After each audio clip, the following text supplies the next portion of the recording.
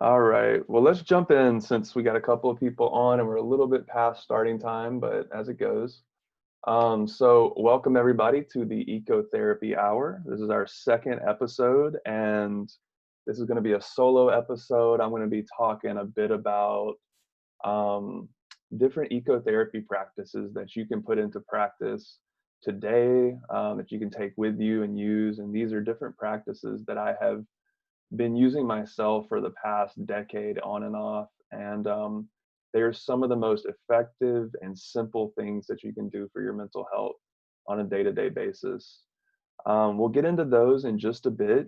And then I'm going to jump a bit into talking about my story and how I came upon healing ecosystems and making this organization a thing, and sort of what my vision is with all that. So I'll kind of be interviewing myself for a little bit, and typically we're having different guests on. This week, I just wanted to take a break and slow down and sort of tell the story of how this all came to be, and also give you guys some good tips for how to just engage in this time when people are more stuck indoors, when we're not with our communities as much, to just provide some tools that could be helpful along the way. Like I said, things that I've been working with for a long time that I have found to be really helpful. There's like 1.5 million different types of therapy exercises you could be doing for yourself.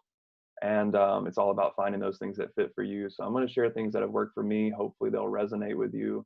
And as I kind of go through my story of going from, being in grad school to living in a hammock in the Santa Cruz Mountains to where I am now, hopefully some of that will resonate with you all, so you can get some inspiration from that story.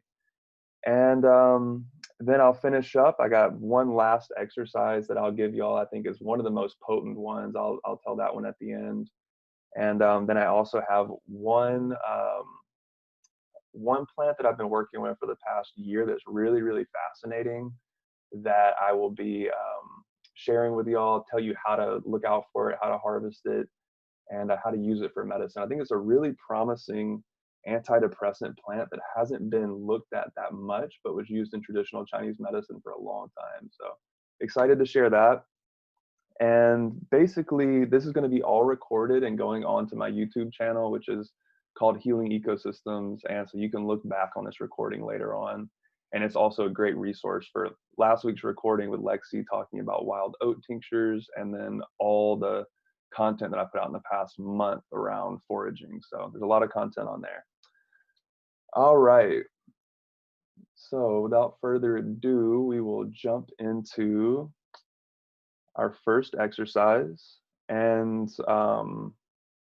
we'll go from there. So the first exercise I want to give y'all, this is the lowest hanging fruit when it comes to just easy things to do that are extremely good for your system, that is time tested over millennia. What is that? It is listening to bird sounds. Okay. Um, this is a practice that people have been doing for a long time for many, many different reasons. And, it comes from people literally needed to know how to listen to birds for their very survival back in the day. If you've ever heard of the naturalist John Young, he speaks a lot about this. He's out of Santa Cruz. He's a great, great person to look into. And he talks about being with tribes in Africa where they literally are so in tune with their environment, with how the birds speak to each other, that they listen to the birds to find out when predators are coming. So, like I said, their very survival is linked in with bird calls. And our survival as a species is tied in with that. Even though that we've been disconnected from that kind of knowing for a few hundred years now, we were connected with it for a lot longer than we've been disconnected from it. So listening to birds has this very, very chill, therapeutic effect on the nervous system. And it's something that you can do almost anytime, almost anywhere. Um, if anyone would, if they want to, just type in where you're coming from. I'm always interested where people are. So I'm in Berkeley, California, and we actually have a surprising amount of bird species around here, even though we're in a very, very urban area. I know a lot of people come from Oakland, Berkeley, got San Jose here. Um, And it's amazing how we're in such an urbanized place, but there's such a diversity of bird sounds. So one thing that I really, really like to do is just stop every once in a while and listen to the birds. If I'm having any sort of stress, any sort of upset in my day, this is a great way to get yourself out of your head and get out into your environment and tap into that primal sense of listening to the birds, of being in tune with your environment. Now, you won't necessarily always be able to hear them, but more times than not, even around here, you can hear bird sounds. There's often sirens, people banging hammers, stuff like that where I live. But I like to try to focus on the bird sounds just every once in a while. So, what I'm going to invite y'all to do is we're going to just take a minute and actually listen to the birds, see what we can hear. Um, I haven't been hearing too many today. It's so funny, their patterns and whatnot, but just take a minute just to relax and see if we can hear the birds. Notice what comes up in your body as you're listening. Notice if it's maybe hard to slow down and even take a minute to listen. But notice whatever's coming up and try to just make room for it and relax. And we're just going to spend about 1 minute just listening to what's in our environment. If you hear some bird sounds, bonus. I'm indoors right now, so it's a little harder to hear, but I do have a bird feeder. So let's see what we hear. I'm setting a timer for 1 minute and let's do this.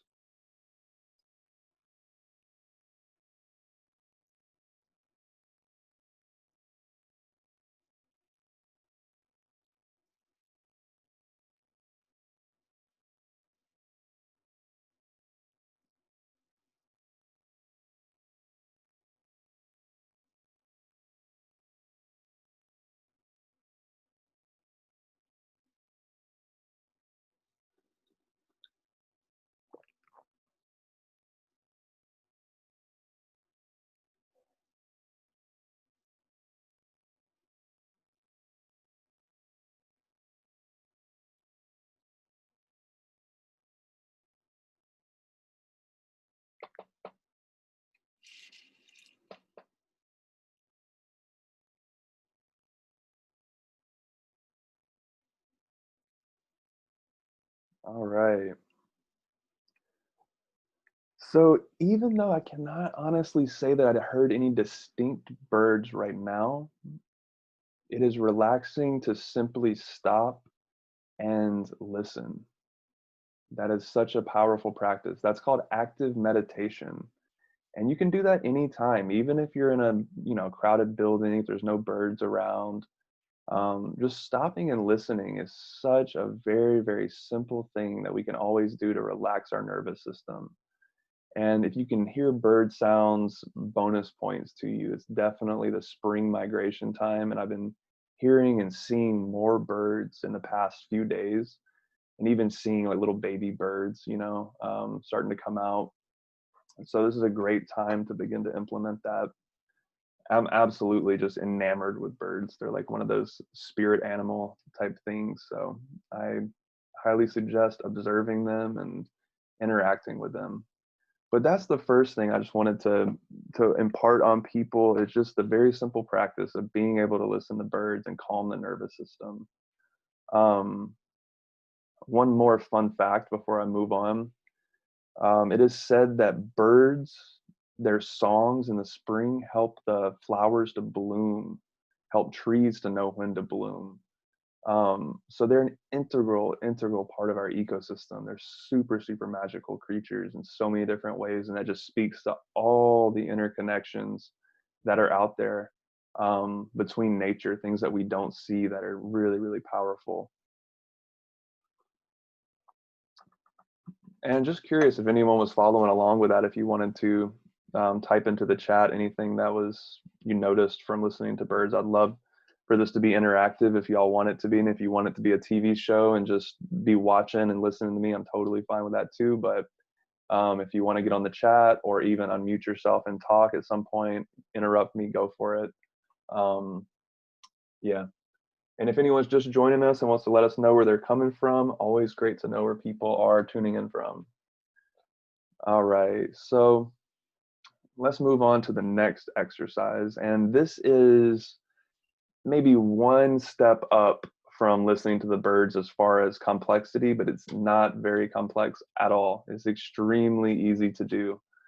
And you're going to probably think this is laughable by how simple it is, but we will talk a bit about this, the research on it, and why it's beneficial and why I do this every single day without fail.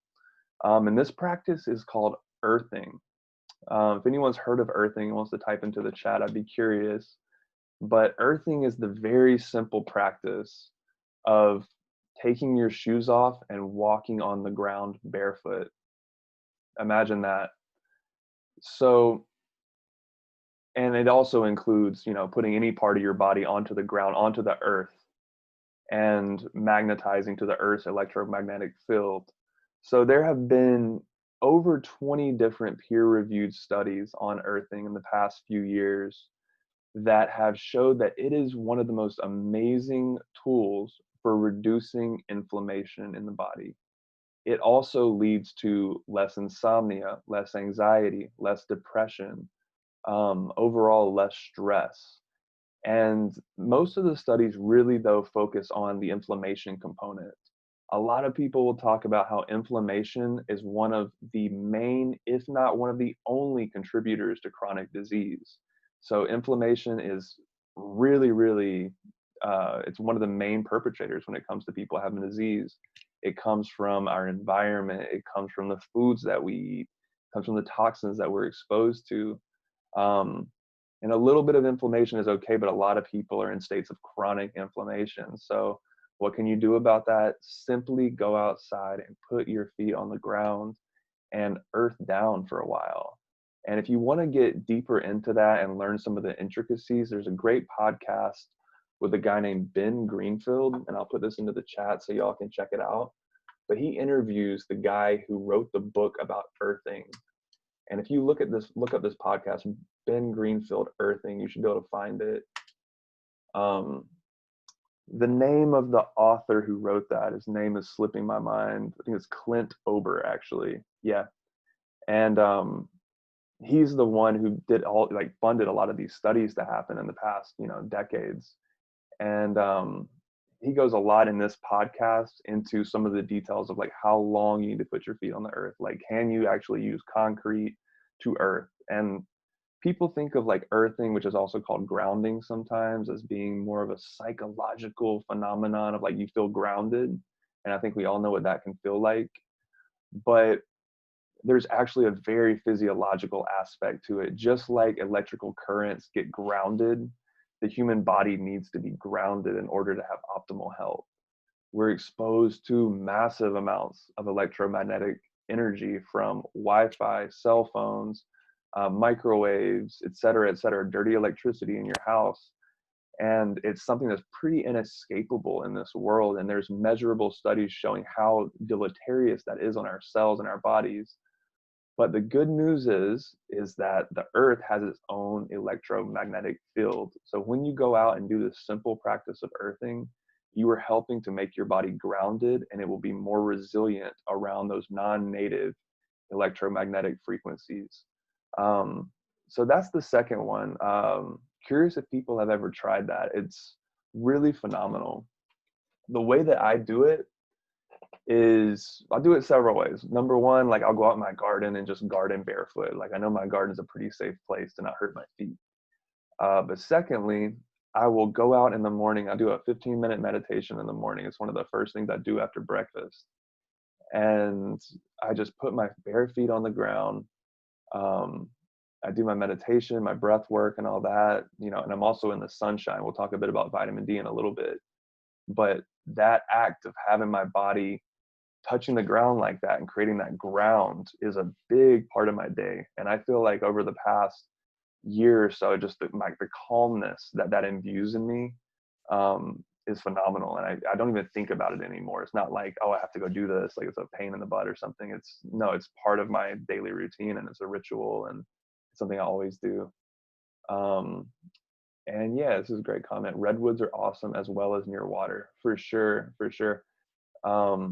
Yeah, they go a bit into that in that podcast around which places might be better for earthing. And, I would imagine something like the redwoods, where there's lots of mycelium and old growth and those old beings, that those places would be phenomenal. And being near water is just phenomenal, like in and of itself, no doubt. So there's a lot of scientific research around this stuff, but honestly, like the best way to engage with it is to go out and do it. I think most of us probably already know that being barefoot outdoors feels good. So here's just a little added bonus that it will actually decrease inflammation in your body and lead to better health outcomes. So why are they not talking about this in the news? Probably because it's totally free and you can't monetize it. So here's a little freebie for y'all of something you can do that's just absolutely amazing. I am not grounding right now because I'm in my room. I'm trying to get my setup to where I can be doing these outdoors from now on, but that's a little bit down the line. But people do actually sell earthing mats, and it's a little mat that goes on the ground that you can put your feet on, and then you run a wire and a ground rod into the ground outside your window, and that creates grounding as well if you're indoors and you want to do that. And then they also sell grounding mats, which you can sleep on at night, and those also ground out into the ground, and they're clinically proven to lead to good health outcomes and actually create a grounding energy in the body. So definitely looking into those myself right now and investing in that, because it's such a powerful thing for helping with sleep and insomnia and just overall better health outcomes. So that is earthing. I'll take a minute to see if there's any questions or comments from anybody before I just go forward. So, all right, we got bird sounds and we got earthing. And we are running a little bit behind schedule, but let's jump in. I told y'all I'd tell you a little bit about myself. Oh, excuse me. Headphones fell off. Yeah, I said I'll talk a little bit about myself and where I'm coming from and kind of what led me on this path. So I'll just spend about maybe 5 to 7 minutes, hopefully. I won't get too wrapped up, but I'm just telling you how Healing Ecosystems came about, and hopefully you'll derive some kind of inspiration from this. For me, like my story, I mean, I could go into my whole backstory as a kid and all this, but it really starts when I'm around 19 years old. I had a full-on manic episode, a full-on bipolar episode that landed me into a psychiatric hospital. A lot of backstory on that I could go into. Like I said, I'm going to keep this pretty short and pretty surface for now. But was diagnosed bipolar 1 basically when I'm 19. Very common time to have a bipolar episode happen. Anyways, I go on to get out of the hospital, and I don't really accept my diagnosis, and I continue to kind of live my life the same way I had been living, and experimenting with different types of substances, psychedelics and whatnot, and really kind of doing a number on my brain. What I feel about this is that most of us are looking for connection with source. We're looking for some kind of connection with a higher power. And that's what I was really diving into at that point in my life. So I don't blame myself. I don't have any kind of regrets. But just knowing that I was really throwing myself off balance, basically. And with a bipolar diagnosis, you go from having manic episodes, and your prognosis is that you are going to have depression later on. I did not want to accept that, but sure enough, later on, a couple of years or so, I fall into one of the craziest depressions of my life, the craziest depression. Debilitating, not being able to get out of bed, just feeling like the world is ending kind of a thing. Just really losing it. But, luckily I had support in my life. I have a good family, I have good friends, and got myself out of it. Kind of came back to balance, and then went back over the edge of having another manic episode and ending up in a hospital in Georgia for 9 days. And basically, at that point, long story short, I kind of got my act together and got a little bit scared straight. So started taking pharmaceutical medication. I was taking lithium carbonate, which is a commonly prescribed a substance for treating bipolar disorder. And at that time in my life, I really just kind of got a lot of things together, got more in balance, and ended up moving to California to pursue a master's in somatic counseling psychology. They often talk about the healers being some of the most, hurt people in certain ways. And I think that was certainly the case for myself and people in my program. But I went through that program very slowly. I was 22 years old, in a totally new place. Didn't know anybody when I got here, but got regrounded and started doing my program. And in a lot of ways, it was phenomenal. In a lot of ways, it was very, very challenging. I don't know if any of y'all have been in a psychotherapy program before, but they make you go to therapy. You have to get a certain amount of hours of therapy. You're also just dredging up all this old stuff. So I was working through a lot of different issues around my mental health, around that bipolar diagnosis, around being hospitalized, around family issues. And, luckily I had a good support network and I was able to deal with it at the time. But psychotherapy school is rough, especially for someone in their young 20s, in my experience. So about halfway through that time in therapy school, I went to JFK University, by the way. This was up in Pleasant Hill in California, recently kind of defunct, but good school at the time. But yeah, about halfway through, I just got really, really tired of doing it. It was just like, we're in the classroom all the time, we're in our heads, we're reading, we're like going through all this emotional stuff, and it just felt very imbalanced.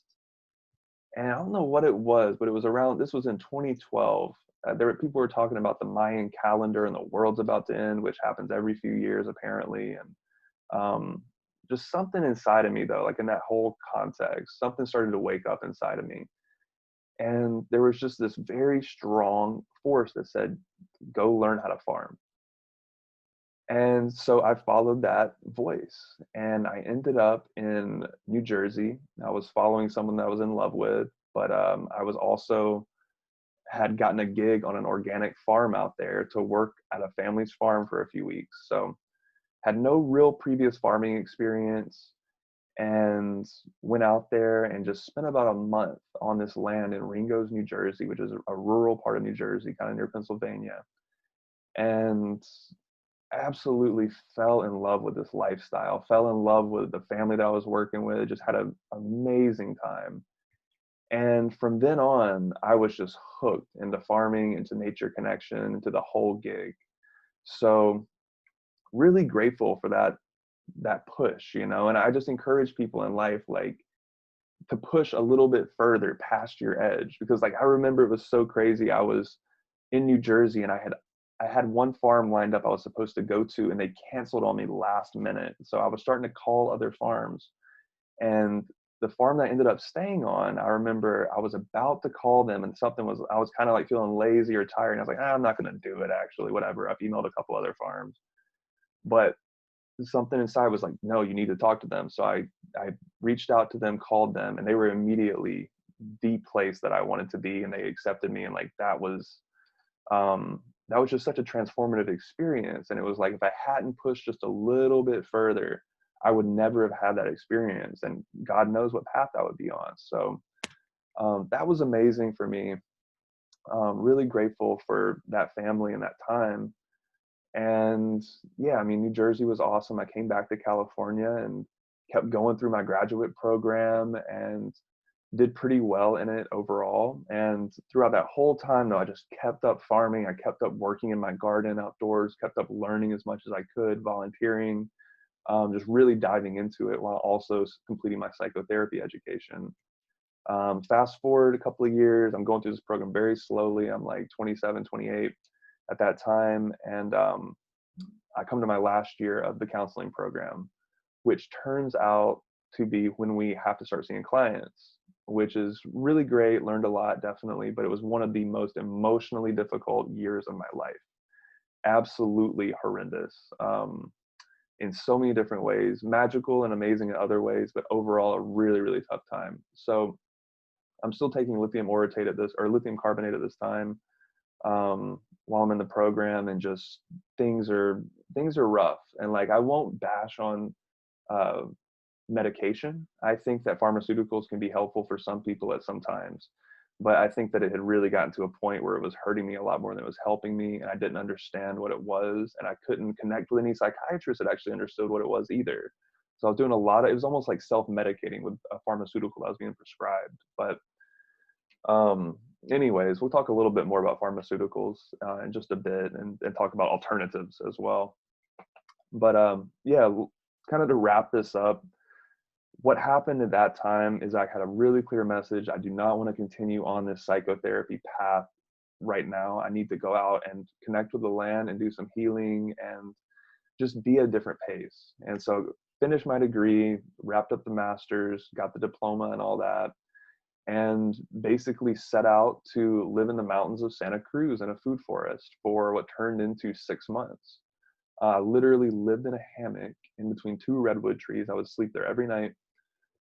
And I would also farm all day, hang out with friends. We would cook amazing food. We had access to some of the freshest, most organic food you could ever get your hands on, which I think was a big part of my healing process. And while I was doing that, this is where the healing ecosystem part starts to sort of come into formation. I had a therapist that I was seeing right before I moved to Santa Cruz, and I was also traveling a good bit while I was living in Santa Cruz. So I was going to different permaculture gatherings, different farms and whatnot, visiting places. And I had this van that I was sort of living out of. And my therapist said, you need to come up with a mission statement and put it in your van. And I ended up like doing this had a little artsy day and started writing my mission statement and drawing it out. And what I came up with, it said, build healing ecosystems. That was my very simple mission statements, like a North Star basically to help me if I got into any kind of times where I was like a little bit like, oh, what am I doing? You know? So my therapist gave that to me as kind of a grounding tool in a way. And basically I, kept that up for a while. I had that mission statement up that helped to remind me what I was doing in this world, which was to build healing ecosystems. And Santa Cruz was amazing. Did a lot of healing there, like went through some dark times as well. Like just living out in the country, living in a paradise basically does not solve your problems, just so you know.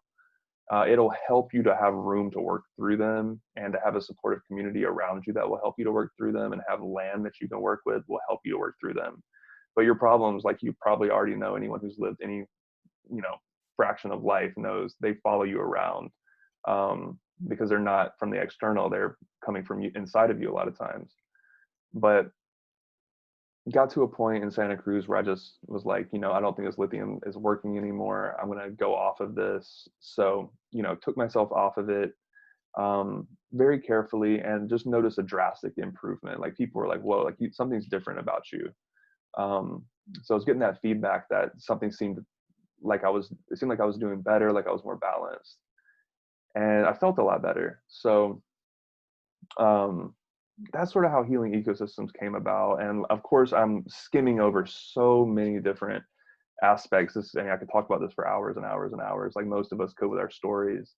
But just so you know, like to go from a place of hurt, from a place of not knowing where I'm going in life, from a place of having a really severe mental health diagnosis, to connecting with land, connecting with the earth, connecting with like a greater purpose.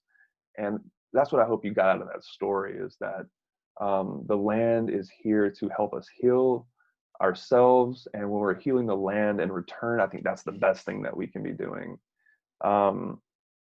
Just to shift gears a little bit, most of my business in the past couple of years has been really geared towards foraging education, outdoor nature connection education. But most people know me as the foraging guy, the guy that picks the fruits, the guy that's, knocking on people's doors to ask them to, have their extra loquats, or is out there, picking greens from the wild, or picking mushrooms from the wild, and making delicious recipes. But here's the secret about me. I'm not a chef, and I'm not even really a foodie, Like, I like good food for sure. I like to cook. I like to make interesting food. I like the interesting ingredients from nature.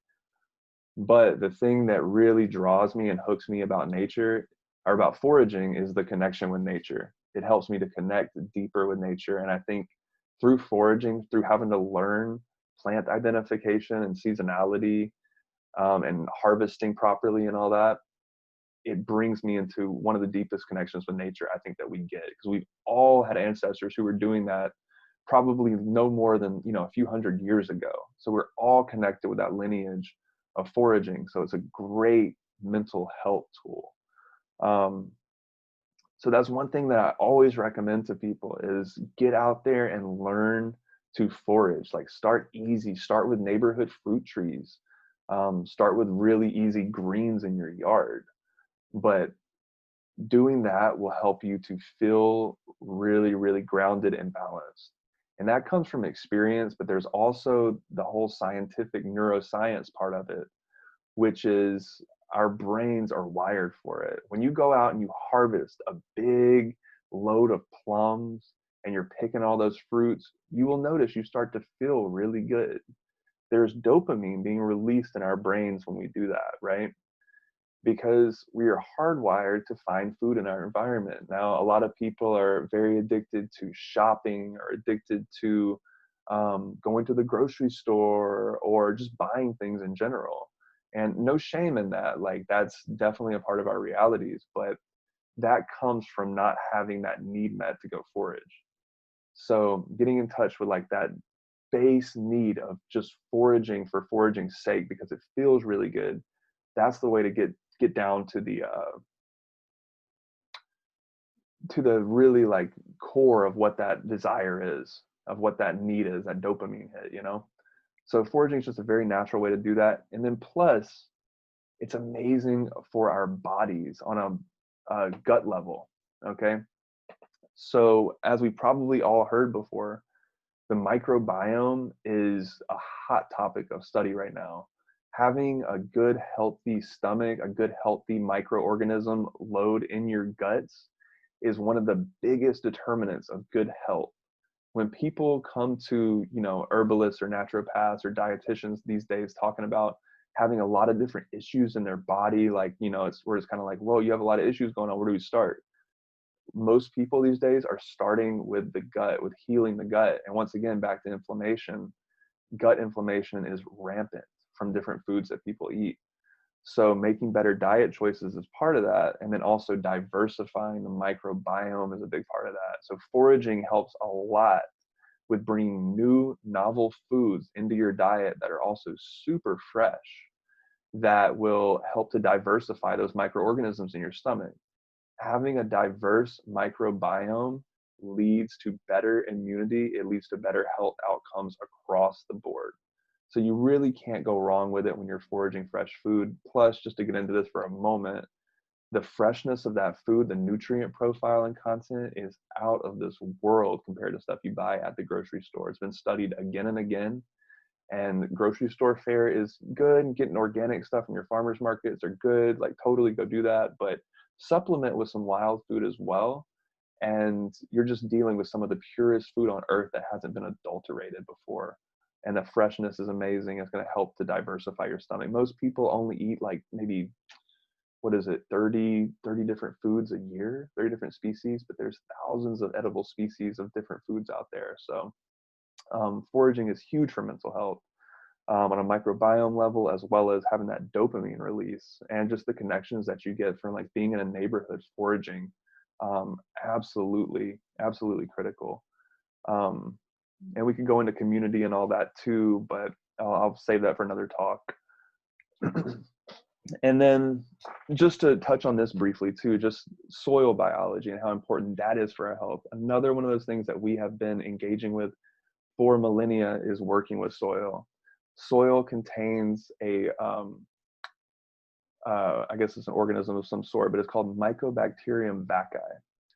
And this particular organism is known for being as effective, if not more effective, than Prozac for antidepressant effects in clinical trials.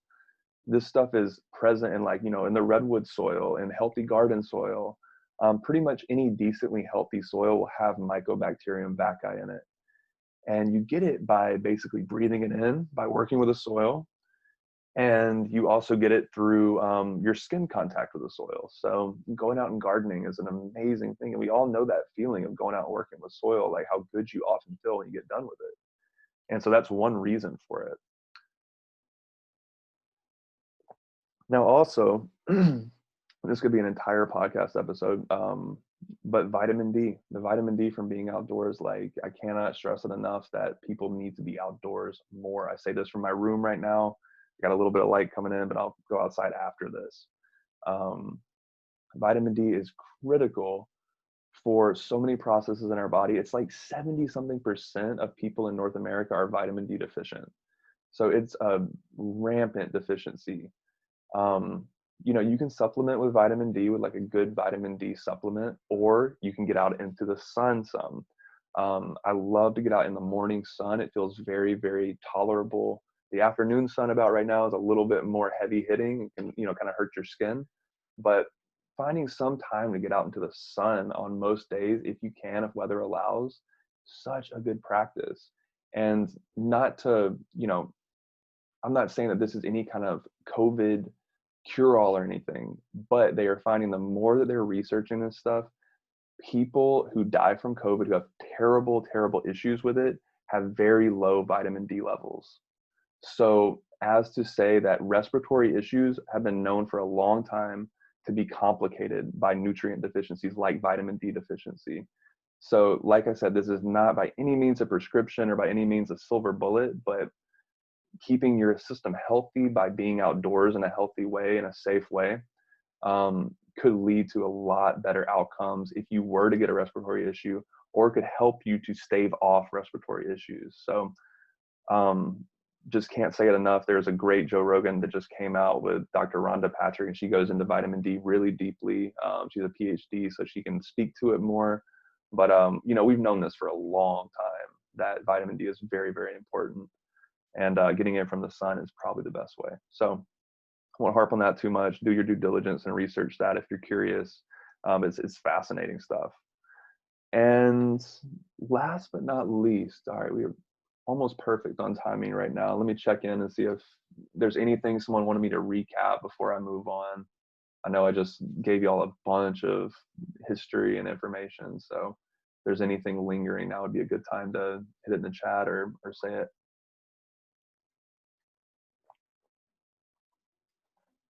All right, good. Hopefully people are still with me.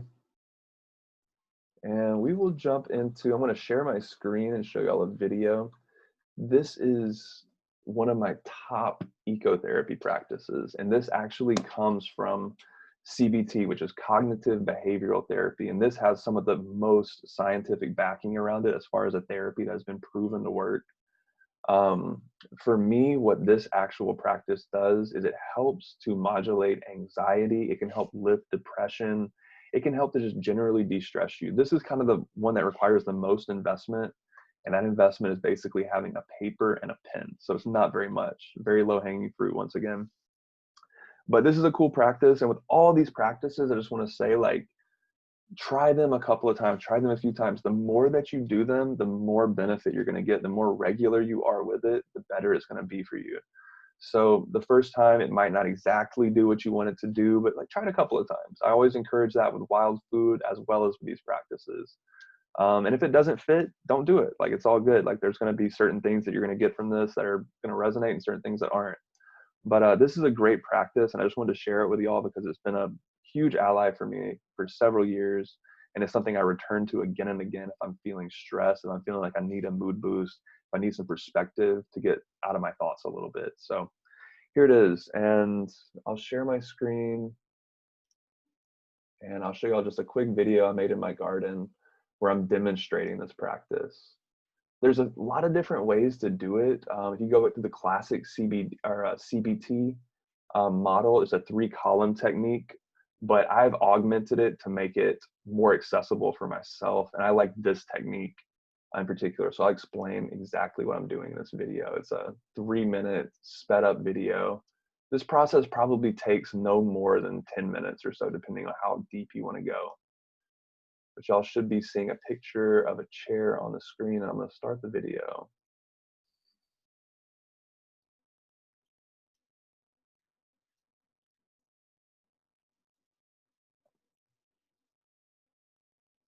All right, so these videos are often a little bit choppy on the other person's end, but hopefully it's not too bad. So this is a video of me. Basically, I'm sitting there. You saw me do like a little pouty face before I started, just to show you, no, I'm not feeling as great.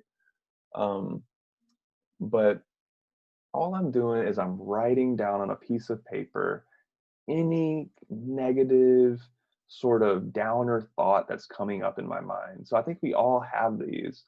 Um, at various amounts at different times, but I'm just writing down free form, anything that's just, feeling bad, feeling like, um, just not feeling good. Any thoughts that I'm having that are just negative, basically. And you can interpret negative however you want to, but I think we all know things that are just not constructive to our overall health that kind of just race through our minds a lot. So we're just getting it down on a piece of paper. Um, and the good news is we're going to rip this piece of paper up at the end. So the thought is you should go as dark, as deep as you need to. Whatever comes up, whatever things that you feel like you think about that you can't say, you're witnessing it to yourself. You're getting space from your thoughts by writing it down. It's extremely, extremely effective. I often find as I'm writing those negative thoughts, as I'm getting them out of my head, I'm coming up with positive thoughts just naturally. They start to kind of flow in as you make space for them.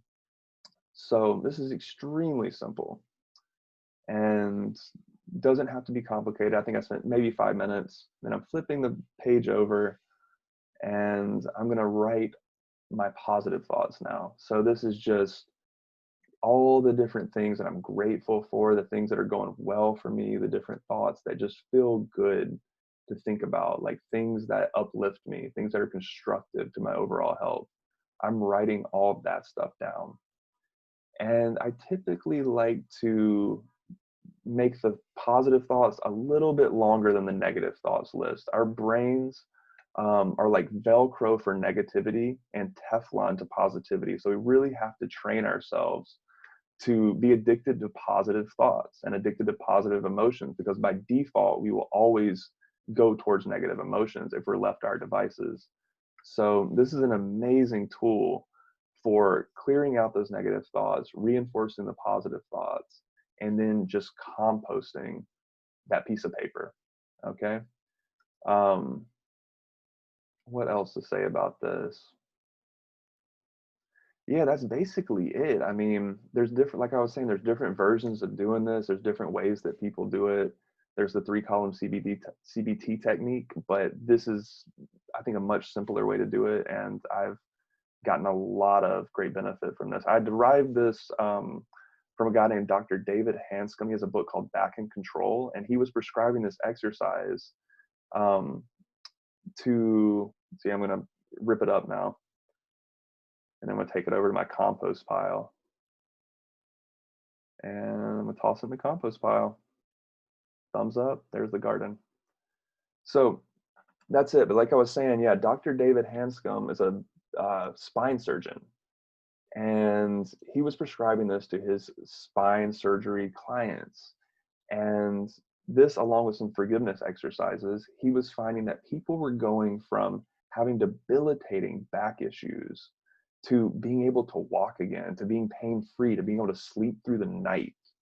As to say that our minds are so powerful that when we're running negative thoughts all the time, we are inflaming our nervous system, which is then creating loops of pain in our body. So that's what was going on with those back patient issues, is that they were angry all the time, felt like victims, and were creating this loop of pain in their body. So it breaks the cycle by writing things down.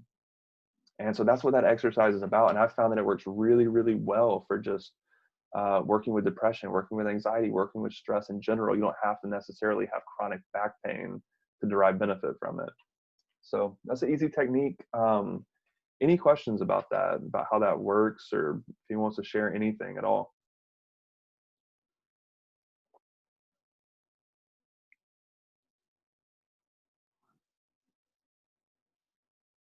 All right.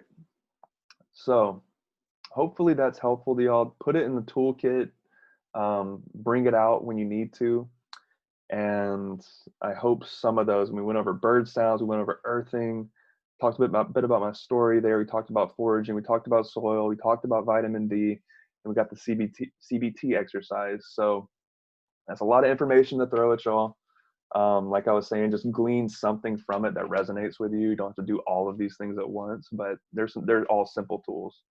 So last thing I'm going to share with y'all is a video. It's really, really short, of a plant that I discovered. I think this one just kind of came around last summer. I became really acquainted with it. And there's certain plants, you'll maybe notice this in your own life, where you see them and you just feel this connection with them immediately. Like you're really curious about it. Maybe it's the color, the texture, the smell, whatever, but they kind of grasp you and capture you. And you get curious about them. And that happened to me with this plant um, early last summer.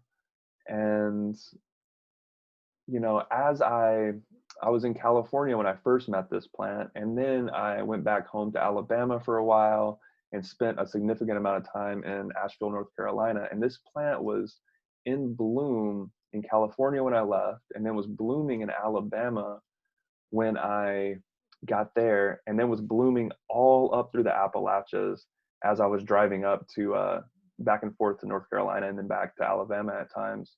So I would just notice this plant all the time for months and months. And I quickly learned while I was still in California that this was a potent antidepressant plant. And when I say potent, it's not like crazy, like, Prozac and stuff like that. It's more subtle than that, but it's something that's been used in traditional Chinese medicine for long, long periods of time, and is known for uplifting the mood, for helping with stress and anxiety. And there's a litany of other different uses as well, but we'll stick to those. And in this video, I'm just featuring the flowers. If anyone knows this plant, feel free to type it. Like I said, this one's a little bit more obscure, so I'd be curious if anyone knows it. Rhodiola? No, good guess. I'm not sure if rhodiola is in the same family or not, but this is in the Mimosa family. All right, so it's a common family that's a nitrogen fixer, so it can bring nitrogen from the air, put it into the soil. But I chose this plant too to talk about because, like I said, it has a large range across North America, being considered to be a noxious invasive weed in certain places. But in this video, we are featuring what is called the Persian silt tree, or to say the Latin, it is Albizia julibriscens. All right, Albizia julibriscens. Let me type that in.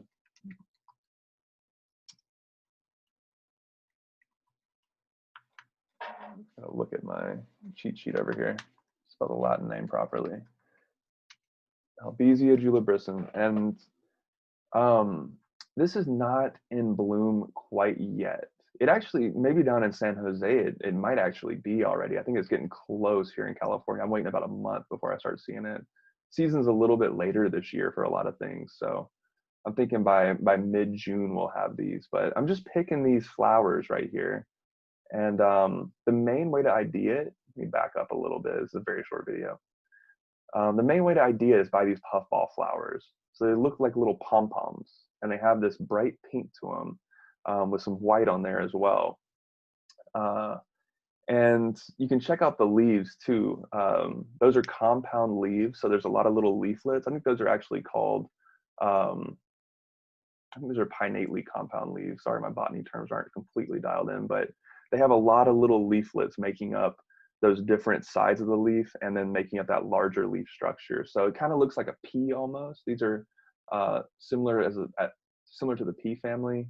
And you'll see that those little pods that are hanging there as well, those bright green pods, almost like neon green, look like pea pods, right? But these flowers, once they're blooming, are a pretty dead giveaway that you have the Albizia julibriscen or the Persian silk tree. And I'm going for the leaves. People also use the bark. And I'm highlighting here that I'm by an interstate, actually. I'm by a freeway picking these. So they grow so abundantly. And there's my little stash that I got. They grow so abundantly in certain places, and that's why I want to make people aware of this, because um, in my experience, they are really fascinating kind of antidepressant plants. They can be used in many different ways. When I first started working with them, I was just making tea from them, and I really enjoy the taste of it. The taste and the smell of these flowers is phenomenal. It's very like, I don't know how to describe it. It's just aromatic and almost like it reminds you of bubble gum or like cotton candy, like the way the flowers look. And it tastes amazing in a hot tea. But one of my friends actually made some tincture from this because I kept posting about it online. So she got inspired and found some around Berkeley, and then took it out, made some tincture. So she basically put it into a high proof alcohol, extracted the medicinal components, and she gave me a tincture when I got back. And I will say, like, this is such, it's so interesting. Like, I feel like this really, really works. You hear about like ginkgo below, you mentioned ginkgo there, Deanna. Um, but you know, ginkgo is good for brain health and all that. And then we also have things like St. John's wort, that's very known as an antidepressant. But this is a lesser known antidepressant that's been used for a long time. It's very gentle on the system. And when I started taking that tincture, I was immediately feeling like, wow, my spirit felt a lot better. You know, I had just gotten back from living in a very, very nice kind of paradise-like farm in North Carolina. And then coming back to the city, my nervous system was very, very misaligned. And started using this Albizia tincture, and immediately started feeling a lot of relief. And it's not like typical antidepressants where it makes you feel kind of numb or out of it. Um, for me, it would help me to start processing things. So I would notice myself kind of like odd memories from the past coming up, like things I don't normally think about. And I was almost like thinking through them and feeling them and processing them in a way that felt really constructive as I was taking this. And it's definitely a great ally for just helping you feel lighter. If you're the kind of person that's already kind of spacey and out there and high vibration, this might be like too much for your system. But if you're the kind of person who's a little more dense, slow, tends towards depression, I think this is a really great medicine. And there's not a lot of scientific research on it, other than the Chinese medicine uses and my own experience, and then talking to my friend and her talking about her friends who have had a lot of great experience working with it. So that's Albizia, and I hope that you'll get out there and find that one here in the next month, because it's often planted as a street tree around Berkeley and around different places in the Bay, and then once again grows as like a roadside weed in the Southeast and beyond. So very common. All right.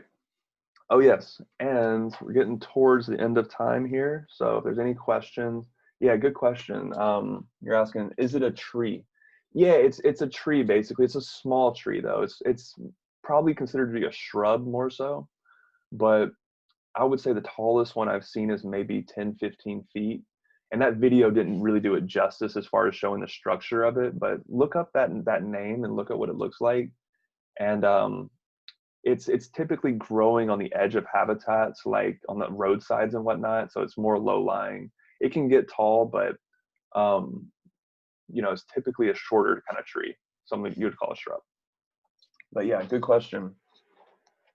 So, oh yes, any other questions? Totally welcome. If anyone wants to come on and share anything that was helpful for them, always curious. But wanted to also that Albizia. Our show is basically brought to you by Albizia today.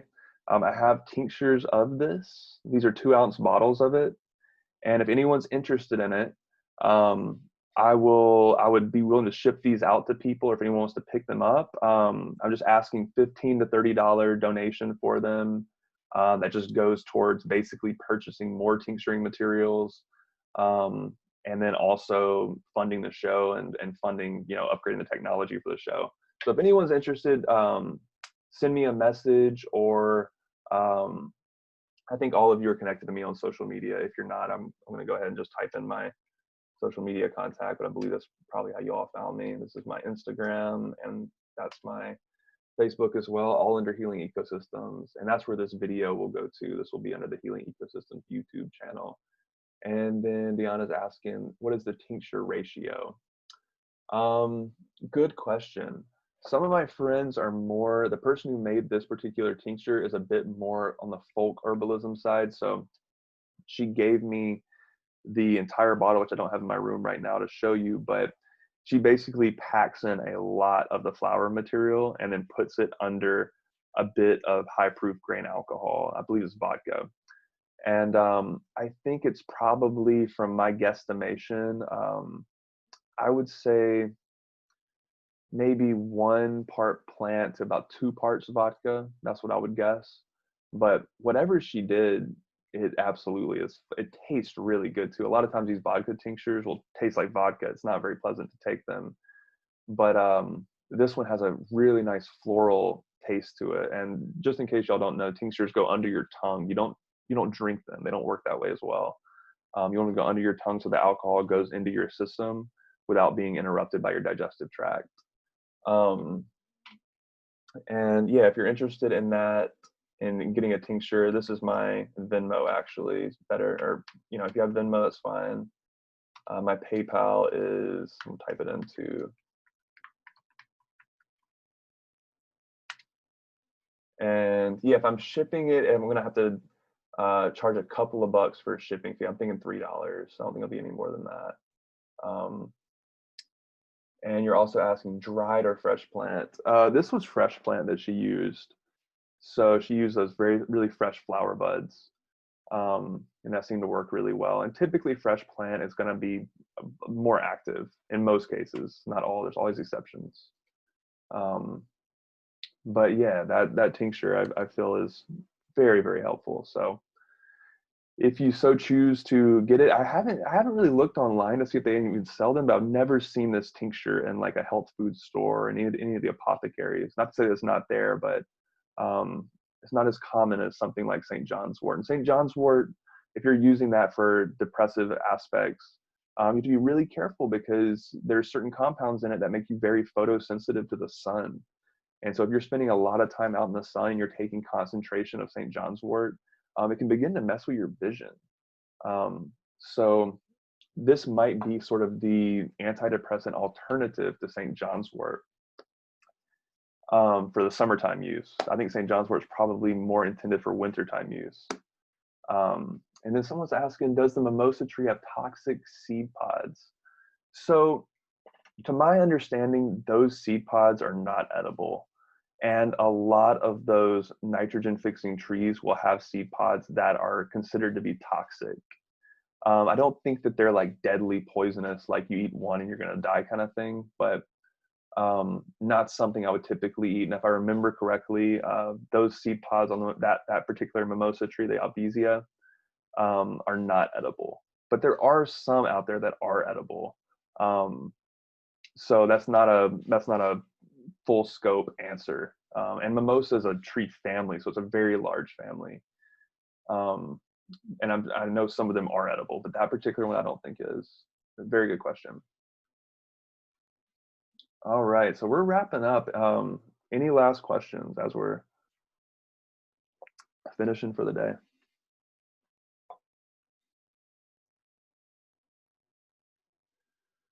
All right, great. So, oh, welcome. We have someone new logged in. But I'll be saying goodbye, and just to give y'all a heads up, the next week's show I'm really excited about.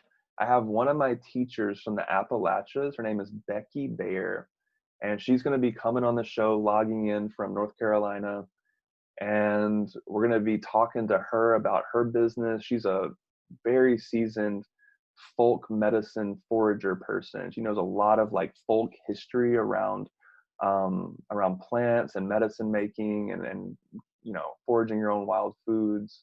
And she's a very, very fascinating person. So I'm super excited to talk to her for a bit, interview her for a bit. And then she's going to do an amazing skill share. I believe she's going to be sharing about how to make cordage from a certain type of tree that grows in the Southeast. So I'm stoked to learn about that myself and get to talk to her. And I know y'all are going to enjoy that one. I'm going to go ahead and type her Instagram handle in in case anyone wants to check out her stuff and is on Instagram. And yeah, she's an amazing person to learn from, and I took many classes from her when I was in the Appalachians, and really looking forward to interviewing her. So y'all definitely tune in for that. And then I think we're gonna have a buddy from the Appalachians on here the following week, who's also a really amazing forager. So we're just gonna keep them rolling week after week. Really appreciate y'all all being here today and tuning in for whatever portion you could make it. If there's no more questions or comments, I'm just going to start saying bye to y'all, log off, and really appreciate y'all coming. Feel free to shoot me messages if anyone's interested in that tincture. Shoot me a line at my Gmail, or you can just Venmo or PayPal me 15 to 30 for asking for that tincture. And yeah, looking forward to connecting more. I hope you got something out of this ecotherapy hour. I hope you use some of this information for the betterment of humanity. I think connecting with nature is the #1 therapeutic tool that we all have. So hope you'll take something away from this and apply it. All right. Thank you all so much. Blessings. Happy harvest. Adios.